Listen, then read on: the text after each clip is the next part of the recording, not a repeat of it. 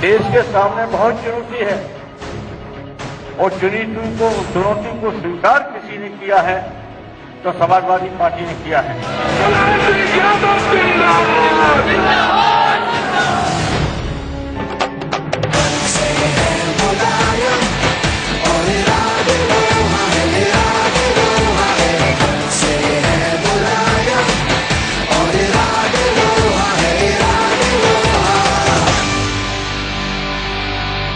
Samajwadi party का ये anthem Mulayam Singh Yadav की शख्सियत से जुड़ा एक पुराना किस्सा याद दिलाता है।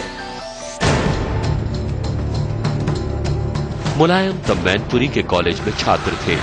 कॉलेज के मंच पर कवि सम्मेलन चल रहा था। सरकार विरोधी कविता से चिढ़कर एक दारोगा ने बदतमीजी कर दी। मुलायम का मन अचानक लोहा हो गया।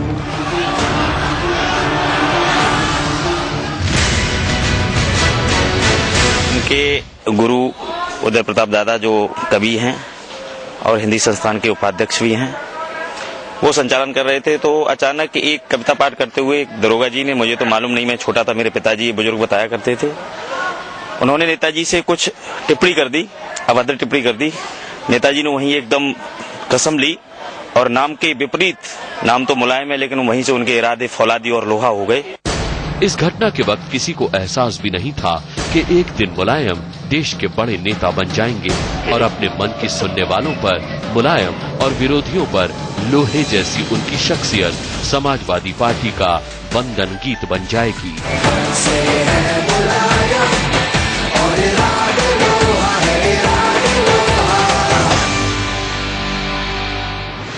महज 3,500 की आबादी वाले सैफई गांव का नाम आज अगर पूरे हिंदुस्तान में मशहूर है तो इसके पीछे है सैफई का सियासी रसूख।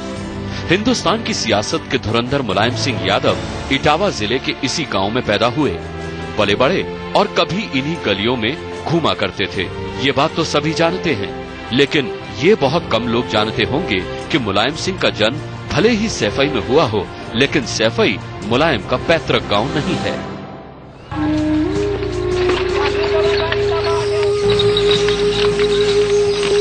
मुलायम सिंह यादव के बाबा खड़कजीत सिंह फिरोजाबाद जिले के इटैली गांव के रहने वाले थे। गरीबी के चलते वो अपना गांव छोड़कर ससुराल सैफई आ बसे, जहां गांव वालों ने उन्हें जमीन दी, घर दिया। इसके बाद उनकी नस्लें सैफई की ही होकर रह गईं। इसी परिवार में 22 नवंबर 1939 को मुलायम सिंह यादव का जन्म हुआ था। मुलायम सिंह तो शुरुआती दौर में पहलवान थे। इटावा और आसपास के अखाड़ों में उनकी पहचान एक पहलवान के रूप में थी और उनका धोबी पाट दांव बड़ा मशहूर हुआ करता था, जो राजनीति में आज भी वो लगाते रहते हैं।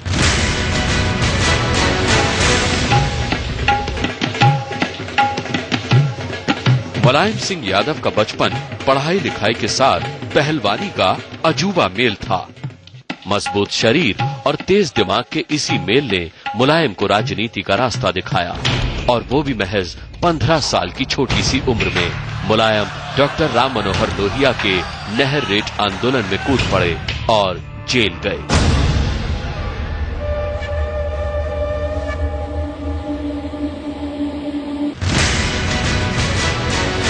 उस वक्त अचानक इनकी सरकार ने नहर सिंचाई के दाम बढ़ा दिए। तब ये पढ़ रहे थे या अध्यापन का शुरू नहीं किया था। राम सेवक यादव का इन पर बड़ा असर पड़ा। राम सेवक यादव बाराबंकी से समाजवादी नेता थे, सांसद रहे, उनके मुलायम सिंह काफी करीब रहे। तो राम सेवक यादव के कारण मुलायम सिंह यादव जुड़े लोहिया से और उस आंदोलन में जेल गए। मुलायम का राजनीतिक कारवां कई पार्टियों और कई गठबंधनों से होकर गुजरा है और मिलने बिछड़ने का ये सफर 73 बरस की उम्र में आज भी जारी है। एक बार राजनीति में मन रमा तो फिर मुलायम ने अपना रास्ता और मंजिल खुद ब खुद चुन लिया। पश्चिमी उत्तर प्रदेश की राजनीति में तब चौधरी चरण सिंह की तूती बोलती थी। मुलायम भी उन्हीं के पीछे चल दिए।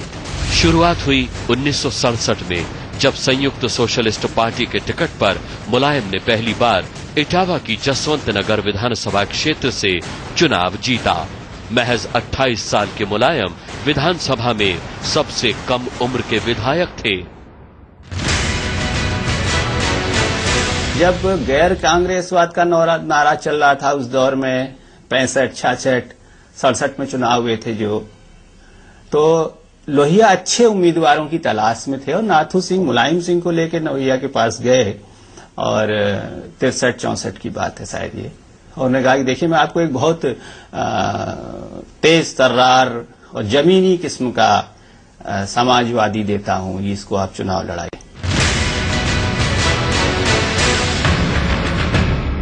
25 जून 1975 की आधी रात देश में इमरजेंसी लागू होते ही विपक्षी नेताओं की धरपकड़ शुरू हो गई। युवा मुलायम सिंह भी इंदिरा सरकार के विरोध में उतरे हुए थे और गिरफ्तार भी हुए। 19 महीनों की कैद के दौरान कांग्रेस के खिलाफ मन में नफरत भरती गई।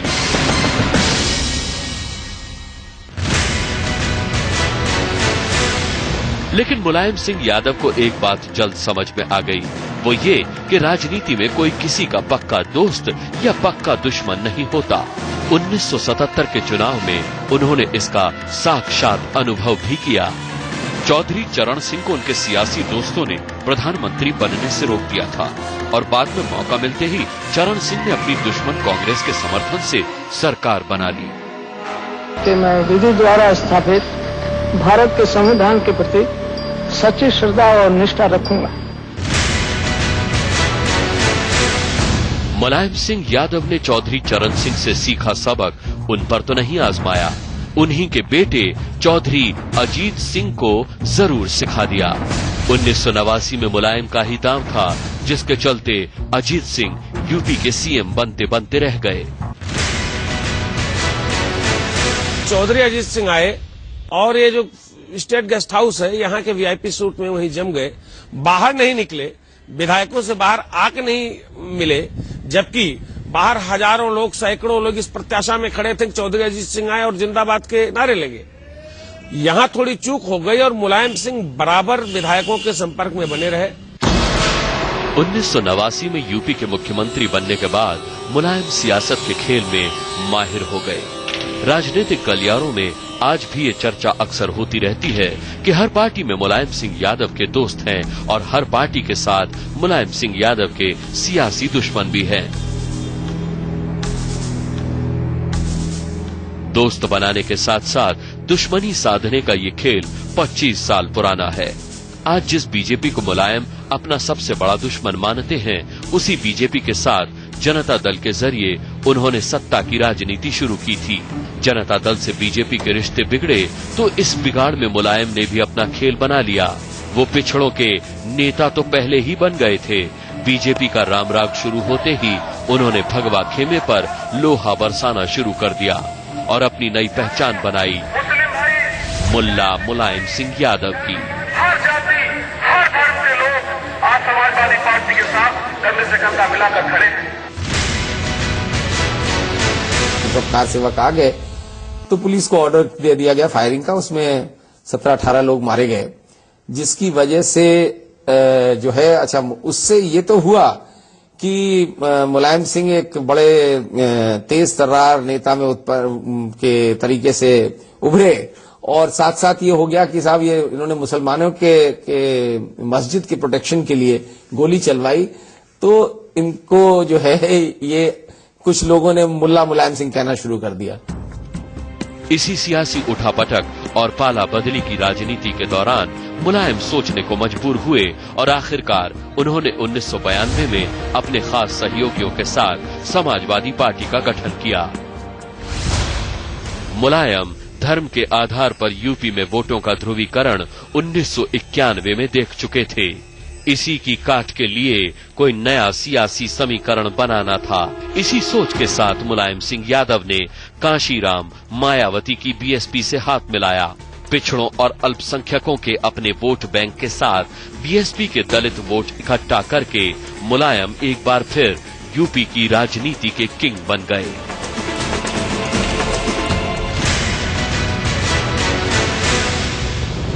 लेकिन मुलायम का मन बीएसपी पर ज्यादा दिन मुलायम नहीं रह पाया।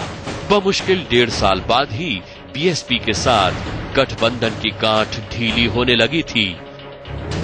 हर हफ्ते कांसीराम मायावती को लेकर के लखनऊ आते थे, सरकार की कामकाज की समीक्षा करते थे। और मुलायम सिंह मुख्यमंत्री थे और उन्हें गेस्ट हाउस, राज्य अतिथि गृह में तलब किया जाता था बाकायदा।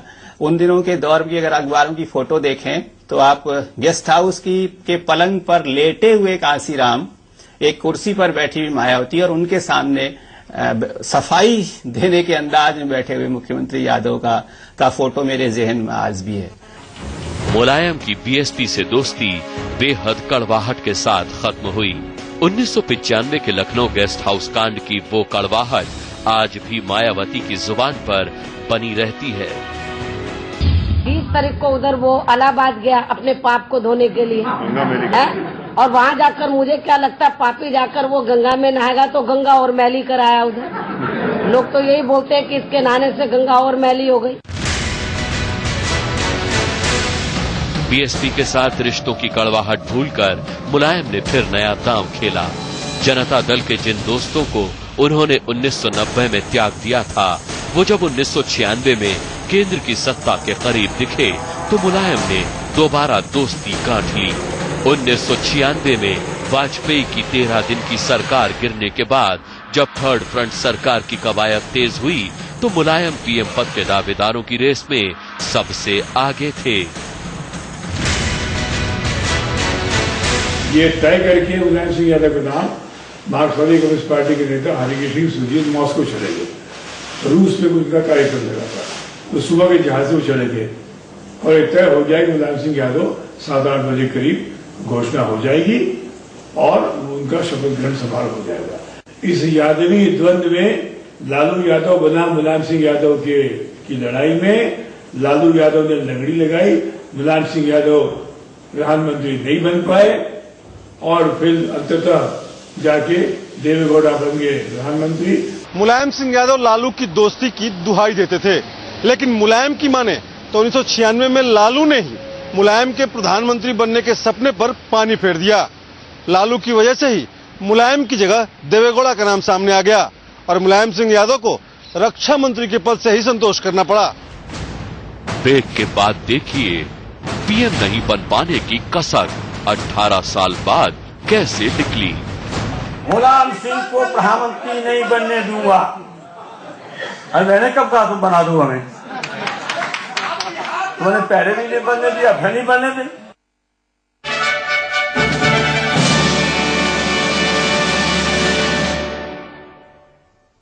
केंद्र में पहली बार मंत्री बनने का फैसला मुलायम ने बहुत मन महसूस कर किया था, लेकिन अपनी इसी पारी के दौरान उन्होंने यूपी की बजाय दिल्ली का किंग बनने का सपना करीब से देखना शुरू किया। 1998 और 99 के चुनाव में मुलायम को न तो किंग बनने का मौका मिला और न ही किंग मेकर बनने का। 2002 विधानसभा चुनावों में बीजेपी और मायावती ने मिलकर मुलायम को एक बार फिर सत्ता से महरूम रखा। हालांकि ये बेमेल गठबंधन ज्यादा दिन तक टिक नहीं पाया और माया की पार्टी में सेंध मारने का मुलायम का पुराना ख्वाब पूरा हो ही गया, जिसकी बदौलत वो तीसरी बार यूपी के मुख्यमंत्री बने।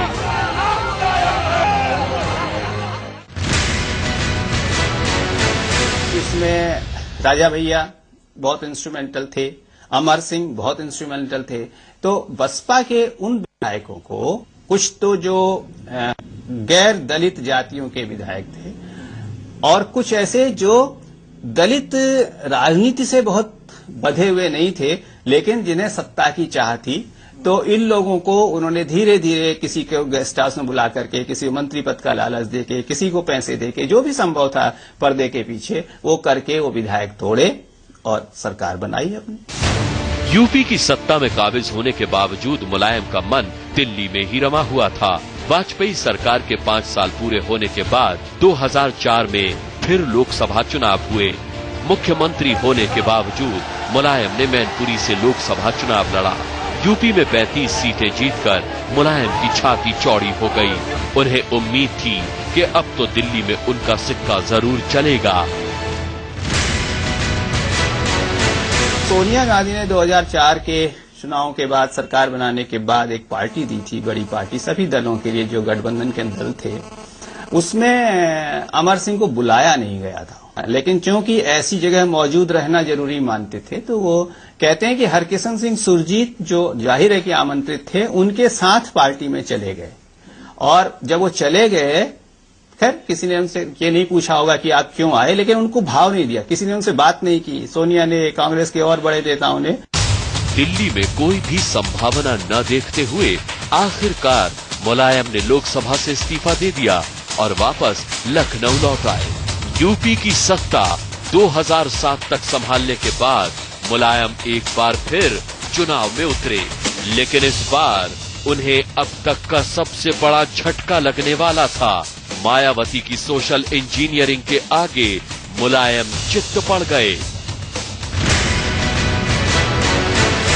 अगले कुछ साल मुलायम सिंह यादव के करियर के लिहाज से बेहद बुरे रहे। उत्तर प्रदेश में उनकी पुरानी दुश्मन मायावती ने उन्हें सत्ता से बेदखल तो किया ही, साथ ही मुलायम के खिलाफ मोर्चा भी खोल दिया। तो दूसरी तरफ दिल्ली में दाल गलने का सपना एक बार फिर मुलायम का टूटने वाला था। न्यूक्लियर डील से भड़के लेफ्ट ने 2008 में जब यूपीए का साथ छोड़ा, तो मुलायम ने मनमोहन सिंह की लड़खड़ाती सरकार को झट से बैसाखी लगा दी। ये चाल अगले साल होने वाले लोकसभा चुनाव को ध्यान में रखकर चली गई थी। मुलायम को उम्मीद थी कि कांग्रेस यूपी में उनके एहसान तले दबकर चुनाव में उतरेगी, लेकिन पहली बार चुनाव की कमान संभाल रहे राहुल गांधी ने सियासी दिग्गजों का भ्रम तोड़ दिया।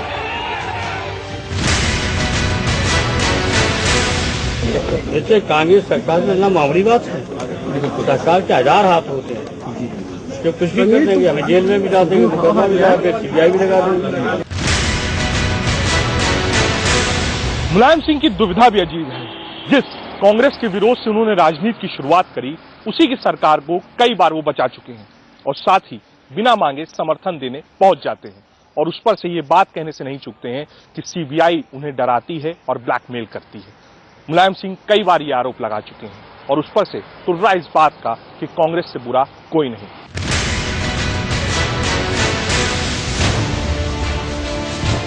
मुलायम को एक बात समझ में आ चुकी थी और वो ये कि अगर दिल्ली तक सरपट साइकिल दौड़ानी है तो यूपी की सियासी जमीन समतल बनानी होगी।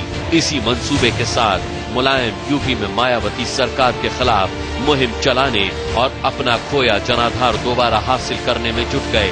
2012 के विधानसभा चुनाव आते आते ऐसी लहर बनी कि 97 सीटों से छलांग मारकर समाजवादी पार्टी ने 224 सीटों पर कब्जा कर लिया।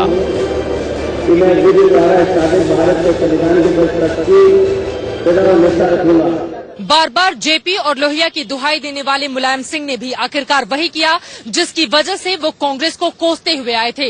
हालांकि पर्दे के पीछे तो ये बात पहले से ही साफ थी, लेकिन 2012 में अखिलेश यादव को अपना उत्तराधिकारी बनाकर मुलायम सिंह यादव ने भी वंशवाद की ही नींव पक्की की। यूपी की जंग जीतने के बाद मुलायम की एक ही तमन्ना बाकी थी, वो दिल्ली में हर हाल में अपना दबदबा देखना चाहते थे। यूपीए से विद की ममता बनर्जी को आगे करके मुलायम ने अपने पत्ते फेंकने शुरू किए। हम लोग जस्ट चर्चा किया है, कुछ नहीं हुआ है, हम लोग फिर बैठेंगे, मिलके करेंगे, जो भी करेंगे मिलके करेंगे। लेकिन फौरन ही मुलायम को एहसास हो गया कि अभी कांग्रेस का हाथ झटकने का वक्त नहीं आया। प्रणब मुखर्जी एक योग्य व्यक्ति हैं, अनुभवी व्यक्ति हैं और वो सबको लेकर चलने की क्षमता रखते हैं। इसलिए समाजवादी पार्टी ने प्रणब मुखर्जी को समर्थन दिया है। 2014 की चुनावी चाल के लिए मुलायम को सही वक्त का इंतजार था और ये वक्त आया अक्टूबर 2013 में, जब कांग्रेस का ग्राफ गिर रहा था और मोदी के नाम पर एनडीए का कुनबा सिमट रहा था। हालांकि थर्ड फ्रंट के सारे खिलाड़ियों की अपनी अपनी छुपी चालें भी हैं, इसीलिए कोई भी आखिरी फैसला चुनाव नतीजों के बाद ही हो पाएगा। लेकिन इस खेमे में सबसे ज्यादा सीटें लाकर मुलायम पीएम की रेस के पहले दावेदार बन सकते हैं। अभी तो शुरुआत है आज, इसके बाद अभी 11 दल हैं और हो सकता 15 दल हो जाए। हालांकि नेताजी के पहलवानी तेवर अब भी कभी कभी जोर मार देते हैं। कांग्रेस के सामने नंबर बढ़ाने की होड़ में लालू जब मुजफ्फरनगर दंगा राहत कैंप पहुंच गए तो मुलायम उनके साथ अपना गाढ़ा याराना भी भूल बैठे। अब चापलूसी लग गए कांग्रेस की। अब राहुल गांधी है नेता, सोनिया गांधी है नेता, और तुम कहा हो तुम भेजे हो मुलायम सिंह को प्रधानमंत्री नहीं बनने दूंगा। अरे मैंने कब कहा तुम बना दो हमें? तुमने पहले भी नहीं बनने दिया, फिर नहीं बनने दी। आपने पहले भी तो नहीं बनने दिया। 2014 के उलझे चुनावी पेच में मुलायम की भूमिका अहम होने वाली है, ये भविष्यवाणी ओपिनियन पोल भी कर रहे हैं। माना जा रहा है कि मुलायम अगर लोकसभा में अपनी सीटों का ग्राफ बढ़ा नहीं पाए तो गिरने भी नहीं देंगे। यही वजह है कि मुलायम इस बार पूरे एहतियात के साथ अपने दांव चल रहे हैं। वो कांग्रेस से ज्यादा बिगाड़ना नहीं चाहते ताकि थर्ड फ्रंट की गुंजाइश बने तो कांग्रेस उनके नाम पर कोई अड़ंगा न लगाए। थर्ड फ्रंट के साथ उनका याराना भी परवान चढ़ रहा है। बचा एनडीए तो आडवाणी की तारीफ के बहाने मुलायम ने बीजेपी से दोस्ती का दरवाजा न सही, एक खिड़की तो खोल ही रखी है। अगर हम तारीफ कर दें आडवाणी जी की तो शोर बच जाता है। जब भाई किसी देश के नेता, किसी पार्टी का लीडर अच्छा है, कोई काम अच्छा कर रहा है तो क्या हम लोग गाली देंगे? अच्छी बात तो अच्छा काम, अच्छा काम। अब दीजिए गाली आडवाणी जी को, लोहिया की तारीफ क्यों की?